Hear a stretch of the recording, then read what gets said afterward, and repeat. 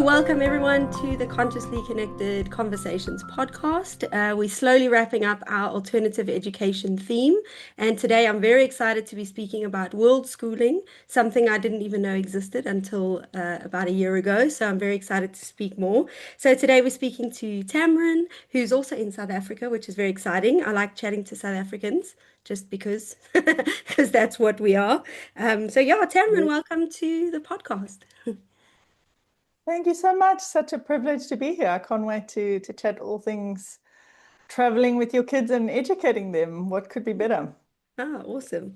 Okay, so to start with, if you would like to share a little bit about yourself, just like a short little snippet of who you are, where you are. I mean, I don't know how to make that short for anyone, but who you are, where you are, what you're doing, whatever you want to share with us to start with.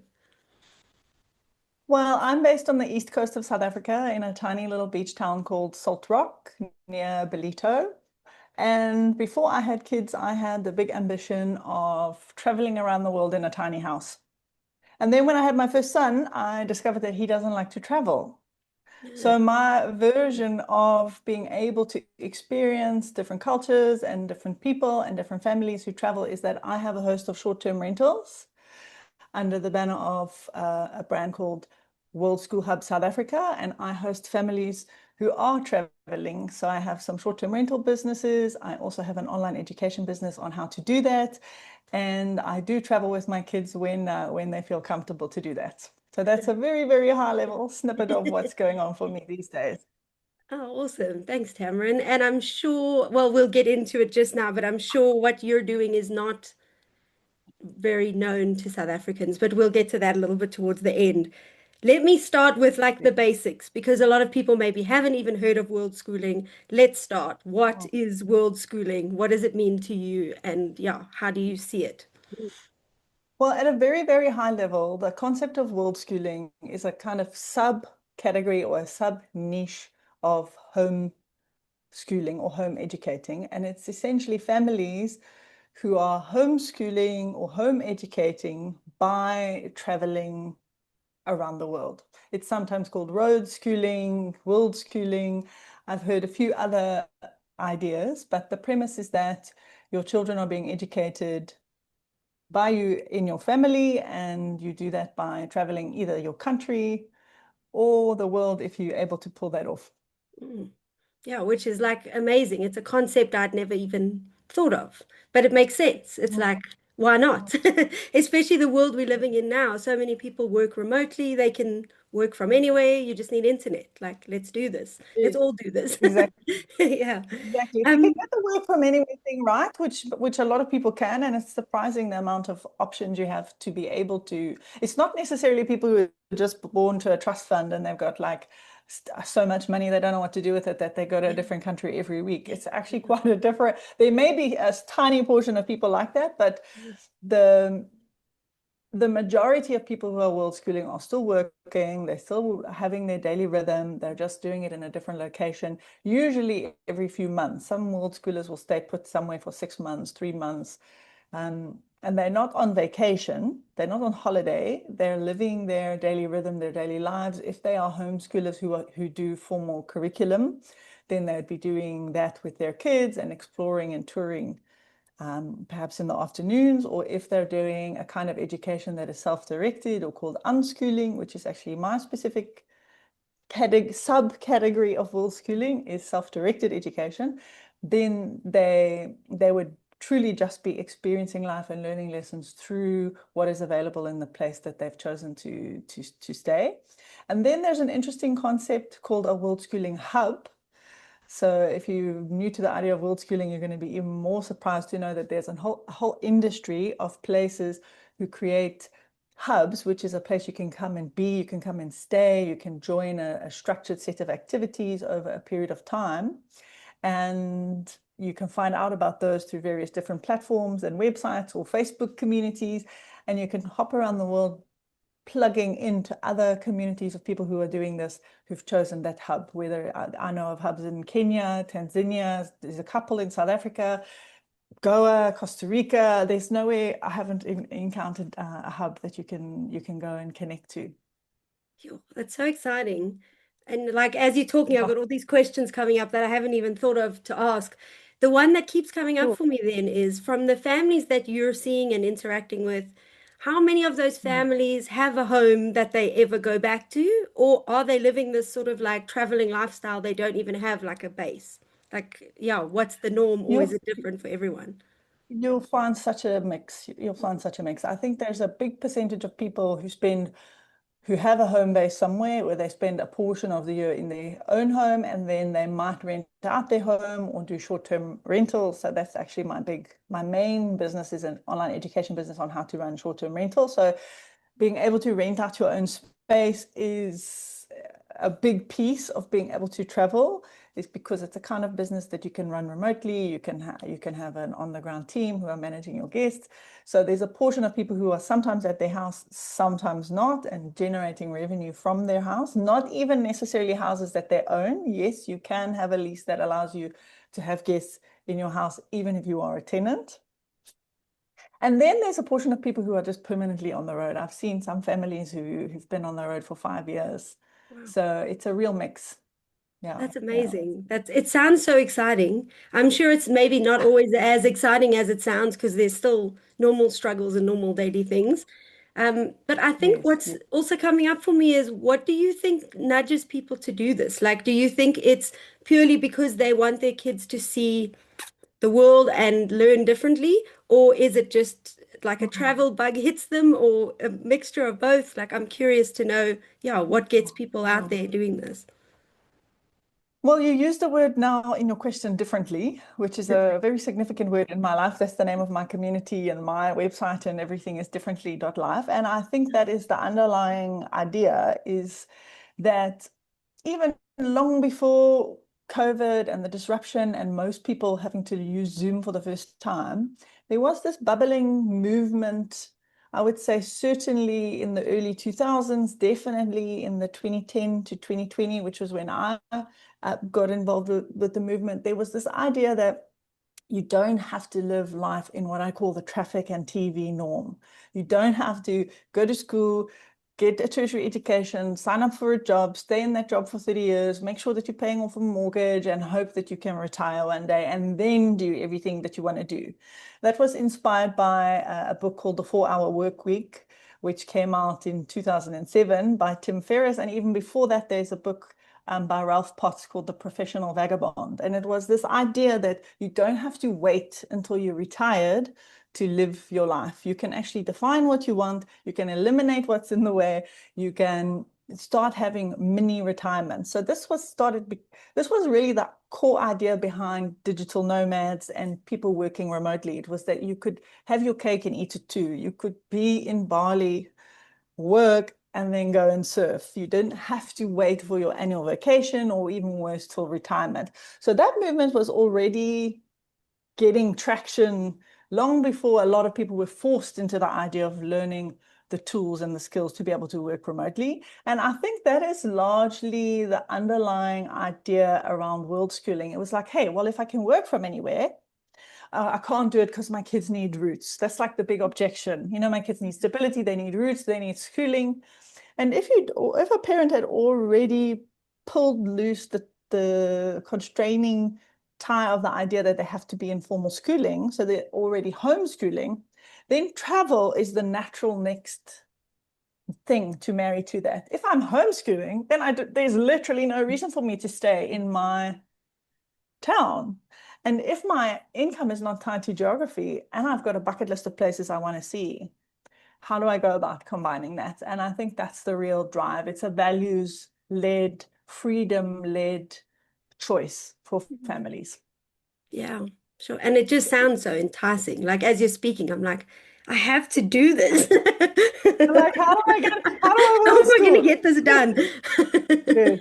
I mean, obviously, yes. I mean, what a dream. Imagine being able to let your kids grow up experiencing every culture, every language, really understanding that the world is different and that every culture is precious from being immersed in it. But naturally, it also comes with its challenges. I mean, I don't know how much traveling you've done even locally in South Africa with your kids. Traveling with kids can actually be a thing. if you're thinking about airplanes or buses, or it takes some adjustment and some logistics, and it's definitely a muscle that you need to get used to and your kids need to get used to. And that's why a lot of people who are world schooling like what we call as midterm stays in the short-term rental industry, the Airbnb industry. It's a couple of months. So you're not just moving every few days or every week. I think that could be closer to torture than joy. Yeah, that makes sense. Even my own kids, I know, like even a normal trip down to the coast, okay, it's far, Mm. 7 hours or so, but it's heavy Mm. going. It comes with its own Yeah, challenges. Okay, let's get into the absolutely. World Schooling Hub because I'm excited to hear more about that. So you're running this World Schooling Hub. Let me ask how it came about. Obviously, I assume you had the Airbnb rentals going. I don't know. Now I'm like Mm. filling in gaps that I don't know are real. And then, yeah, how did you decide that it would be like SDE? And yeah, let me hear a bit Yes. about that. So there's a famous story that Steve Jobs told in one of his Stanford University addresses that I really loved in my early 20s and 30s and really held on to it. And it was this idea that he shared where significant things that were happening to him at a time. For example, he dropped out of university and he dropped into calligraphy classes, and everyone thought he was a weirdo and he didn't know how calligraphy was going to make sense in his life. But when he did eventually start Apple, the thing that separated Apple from Microsoft was that it had design and beautiful typography, which was directly linked to this random calligraphy class he had taken when he dropped out of university. So in his speech, he says, you've got these things that are happening to you and you can't be sure why, but know that in the future the dots will connect. And I really love that concept because a big portion of my life has worked exactly like that, is where I just have a passion for something. There's something obvious in front of me that I feel motivated to do, and I have no idea how the dots will connect in the future. And that's exactly how the World School Hub came about. My education choice for my children, which was around self-directed education or unschooling, started even before I had kids. I was on a road trip in the States. I love to travel myself, obviously. And I got put in touch with a friend of a friend in Nashville as a place to stay. And I'm quite adventurous that way. So I showed up at these complete strangers' family house, a husband, a wife, and two kids. And from my stay as a guest in their house, I learned that they were doing this thing called unschooling, and that the kids didn't go to school. There was no curriculum, there was no teacher, there was no nothing. And I honestly thought I had landed somewhere so hillbilly hick that I needed to literally go check myself into a hotel. Save for one little detail, the dad was a literal astrophysicist and the mom was an ex-high school teacher. And if it wasn't for those like credibility markers in my own brain, I would have just thought these people were crazy and left. But instead, I got curious and I followed their journey, and we had a lot of conversations. And when I was back in South Africa, I followed how they opened a Sudbury style school, which is a school that follows self-directed education, more than 100 years old in the UK and in the US. And I became more and more convinced of how obvious that is a truth for me and my own values, that was a wonderful way to be educated. So even before my kids were born, I knew if I had kids, that was the path that I was going to take. And when my first son was born in 2017, I had already learned by then that it's quite an uphill thing to put an alternative school together. So everyone and all the other founders that I had been connected with up until that moment said, you've got to start early because it takes a couple of years to get running. So when my son was just a few months old, I started something that at that time was called the North Coast Sudbury project, which was about starting a Sudbury style school here on the North Coast.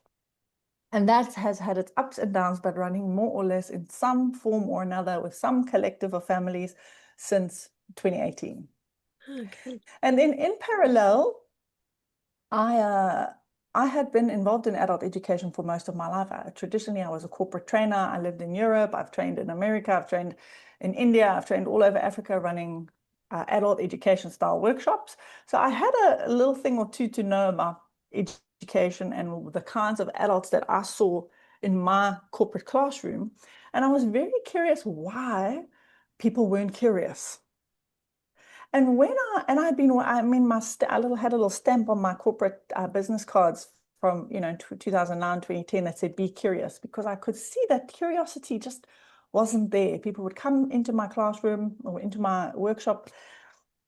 They hadn't listened to podcasts, they hadn't watched TED Talks, they hadn't even watched YouTube videos at that point, kind of around 2010. And I was wondering why, because I just couldn't consume enough stuff. I was listening to every podcast. I couldn't believe that, my Zoom account is from I think 2011, because I was interested in interviewing people. I wanted to know. I had a real hunger.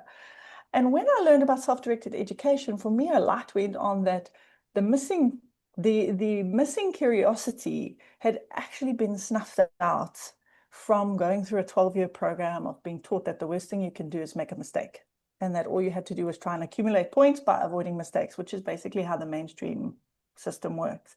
And I thought, wow, I can't make a difference in the corporate classroom if the problem is actually starting young. So that was the second dot in my journey. I was like, wow, okay, so I've been in adult education, but now I'm actually going to shift into alternative education, so that by the time someone's an adult, they don't have the problems that I'm trying to help them with as a coach and as a corporate trainer. So I started teaching about that, and I started the brand differently, and I started to try to teach about the problems that I thought I was solving. And because I didn't want to travel anymore with my eldest son, who's neurodiverse and didn't travel, I didn't even want to go and run workshops. I thought, okay, what is my plan for income? And I started running a short-term rental business.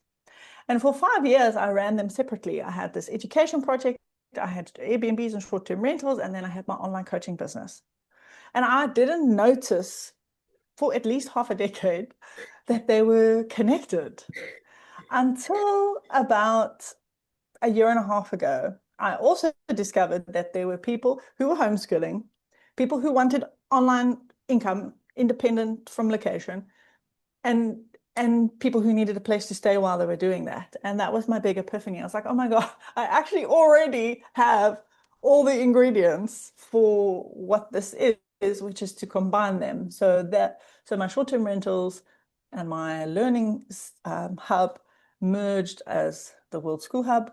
And I have an arm of that where I teach people how to make location independent income by running short-term rentals or basically any income stream that I've managed to get working, I teach about in my coaching business. So that's how it came to be. Yo, that's amazing. Like, I love the way you describe things and the way you speak, because I'm like sucked into the story. Like, I forgot that I was actually interviewing you, just watching you on YouTube. That was awesome. I love that, and I love the dots. And I think that's something as well Yeah. that, like, as much as we want to teach curiosity and like self-direction and like agency to our kids, I think it's so amazing that they can also see these dots forming, because the same things, it doesn't happen at school. We don't get to have dots. At Mm. sorry, at school it's like they give you your dots and they tell you how to fill them in. And like I don't want my kids to have to do that either. Um, what was standing out to me that I was going to ask you? See, I took this journey with you, and now I'm like coming back to like, wait, what was I going to ask? Oh, that's what I was going to ask. So, what does a regular day at the World Schooling Hub look like to you? I suppose it's different every day, but yeah, generally, how does it look? Well, this is a good time to mention that in the world schooling industry, there are two types of experiences. There's something called a pop-up hub. A pop-up hub runs from a set number of days, let's say the 10th of June till the 29th of June, and there's some kind of almost like a travel itinerary. It's like a travel industry intersects with education industry. So people who are running pop-up hubs will advertise. There's one in South Africa that I've seen that operates in the Kruger that says it's a woman from the UK who travels here. She has her background is travel and tourism. She has a travel agency. She brings a whole bunch of people to the Kruger. They've flown in from all over the world, and they've got a set itinerary. They're going to be doing this. They're going to go into the animal sanctuary. Then they're going to do game drives. It's like a jam-packed 2 weeks, and it's got accommodation provided, and they're even moving around. And that kind of idea is what you would know as a pop-up hub. And I've seen pop-up hubs being advertised all over the world, and you get to see what the agenda is going to be like. And there's usually some kind of formal class and some kind of travel involved. So that's one kind of world schooling. And then the other kind is called a year-round hub. Year-round is basically a learning center or an education center where you can come and you can be immersed, usually with a mix of a local community, and you can join in what they are doing. And I have what would be known as a year-round hub. So we have a set of local children who are part of a local co-op, effectively, a set of parents who've decided we're going to share resources, we're going to hire facilitators, we're going to buy paint, we're going to split expenses. And we're going to follow this methodology called self-directed education. And the World School travelers join into that rhythm. So we've got like a maker space set up at one of the properties where there's the option to do 3D printing, hot glue gunning, drilling, sawing, whatever it is that you want to do. And there's two very skilled, experienced facilitators who are there to ignite thinking, spark curiosity, notice the children's interests and guide them along what their day will be. So that is self-directed education in its purest form. But because I know there's this thing called pop-up hubs and people who are still transitioning or deschooling really feel safe with the idea of scheduled activities and classes, we do also have what we call studio time, which is scheduled things. So we have a scheduled creativity workshop on a Wednesday. We've got a light and dark art thing on another day. We have various scheduled things that even people from the broader homeschooling community in the North Coast can enroll and pay a drop-in fee, or the people who are resident in our hubs, I get that included in their hub fee, and then the local participant, the local co-op children are involved all the time. So that's the model that I've landed on. But for every World Schooling hub you will find a different version of what everybody's up to. Yeah, even as you're speaking, I'm thinking of the interviews I've done the last few months. The one in Cape Town, they're running she's running a self-directed center with a sort of world schooling hub, and it's also like integrated. People are coming and going, and I'm excited to hear how everything becomes what it becomes. It doesn't follow like a structure. It becomes what is needed. Yes. Like in the community. You can have an idea that you're going to have art at 8 o'clock on a Monday and woodwork at 12 o'clock. But if you are really interested in the idea of a child learning to know themselves and to keep that little sovereign thing inside of them that can follow its instincts and its intuition and keep itself motivated, then you would be interfering with that when you force certain things to happen at certain times. Now, I know that's quite a controversial thing to say, because I know even part of the homeschooling community believes in curriculum. If you want to think about mainstream down all the way to unschooling, there's lots of different steps in the way, steps along the way of versions of how people implement alternative education. But I sit on the side that, and this is from 20 years of adult education and being a coach, more recently a business coach, where I get people showing up on Zoom with me who've got the plan. I've been a strategist now in online business for a decade. They know what they are supposed to do, but they come every week and they haven't done it. And I started getting bored with that. I started not understanding why. And then again, another dot connected. It was because they had no experience of following that little thing inside that I'm trying very seriously to protect in the children who come into my world. And we can't have it both ways. We can't say, follow your dreams as an adult, follow your intuition, pursue or follow the dots, and restrict that practice while somebody is not what we deem to be old enough to decide that. Yeah, you speaking my language. I'm like, yes, yes, yes. And I was in the school system for years, or almost 10 years teaching mainstream schooling and feeling that feeling of this doesn't fit, but what else is there? So yeah. I Look, think I will say it's easier. I sorry. just want to add that, I mean, I've been talking about this now for a decade of my life, so I might be making it sound easy. And I just want to say that it's much easier to say than to do in the daily flow of life, and families with 5 or 6 different nervous systems, or co-ops with 10 different nervous systems and worldviews and value systems. And I have to say that the biggest personal development journey of my life, over and above parenting, just parenting, is the idea of parenting intentionally, consciously, with a philosophy of self-direction. Because it's not just an education philosophy, it is a living philosophy. It is a family philosophy. It's how you do your shopping, your eating, your bathing, your sleeping, and your learning. They're not separate from each other. And it has been incredibly challenging to constantly follow the true north and to make sure that I'm regulated in a way that I need to be, to model what regulation is for them in order for them to self-direct. And if I didn't mention that, we would be making this sound much easier than it is. Yeah. And I think I relate because I'm traveling that too. And I feel like I always have to come back to what I am needing to self-direct in my own life before I can look at like self-directing theirs or helping them to self-direct their lives. Yeah, I definitely relate to that.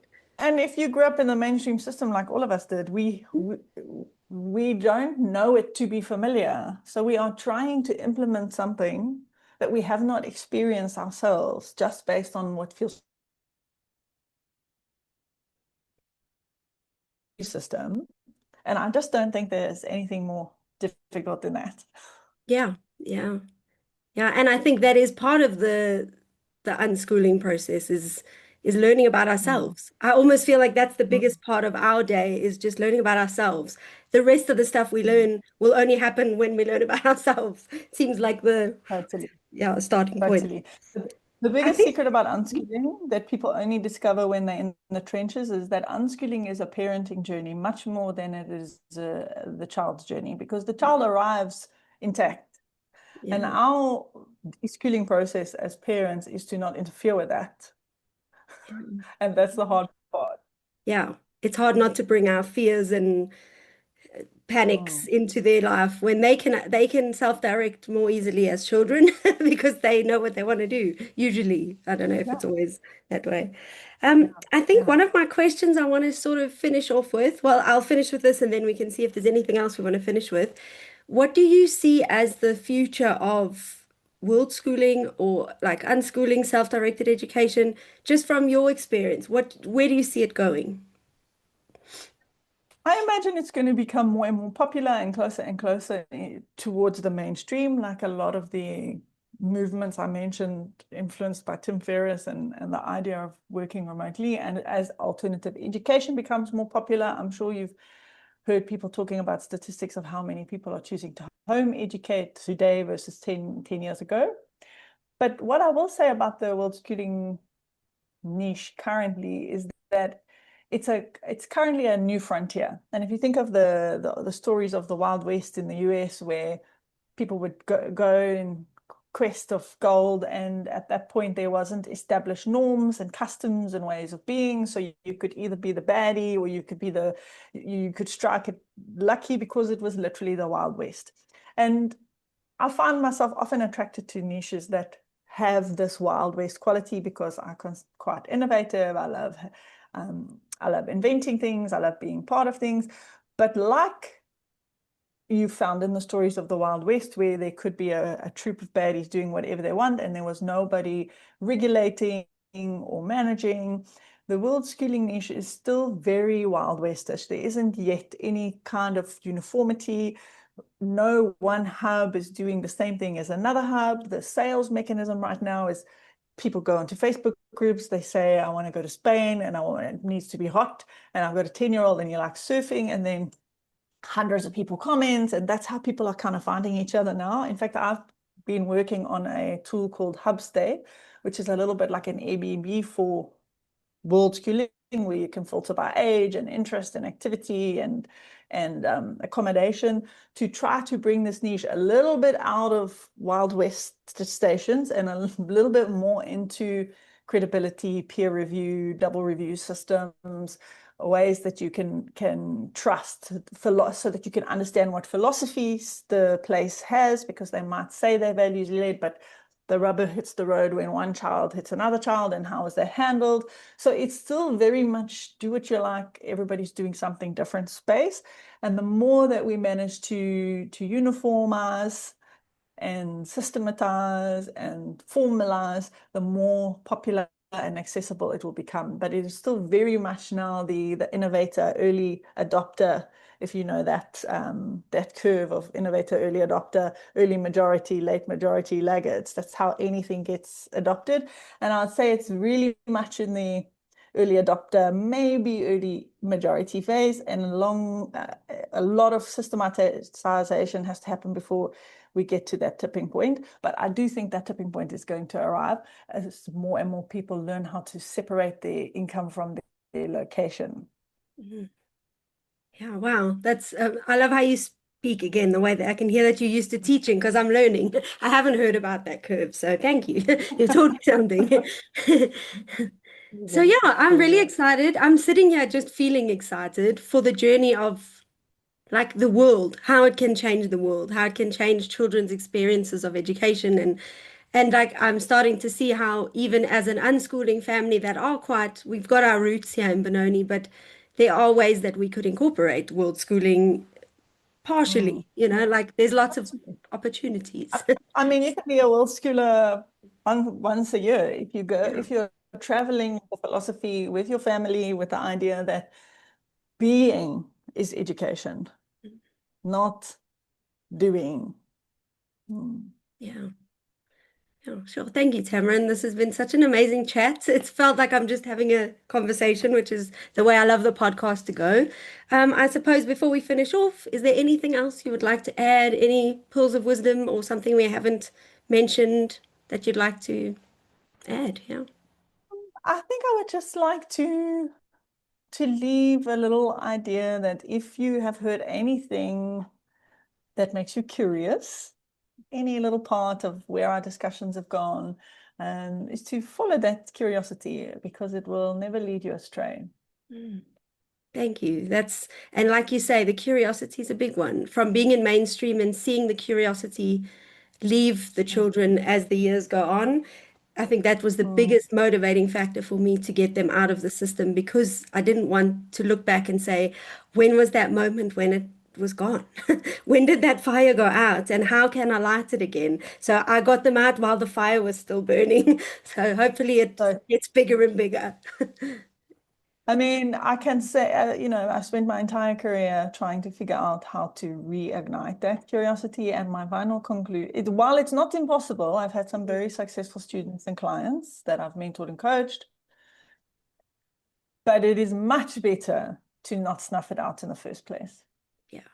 Yeah, I love that. And I feel like that like sums up the whole conversation we've had. Like, keep that fire burning. Yeah.